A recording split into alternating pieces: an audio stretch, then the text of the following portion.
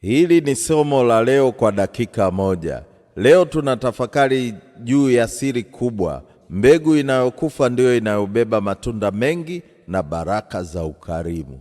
Katika Yohana 12, Yesu anasema, mbegu ya ngano isipoanguka chini na kufa hubaki peke yake, bali ikifa huzaa mazao mengi.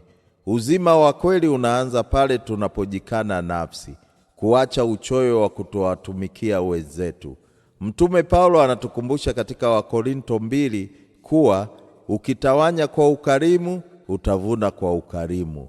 Mungu humpenda atoaye kwa moyo wa furaha. Kile unachokitoa kwa wema kipotei, kinazidishwa. Zaburi ya 112 inathibitisha kuwa mtu anaye huruma na ukarimu ana msingi usiotikisika. Nyumba yake inabarikiwa na wema wake unadumu milele. Leo jiulize, ni mbegu gani ya muda wako, rasilimali au nafasi yako unayopaswa kuitoa ili izae matunda ya upendo kwa wengine? Siku njema na Mungu akubariki. Amin.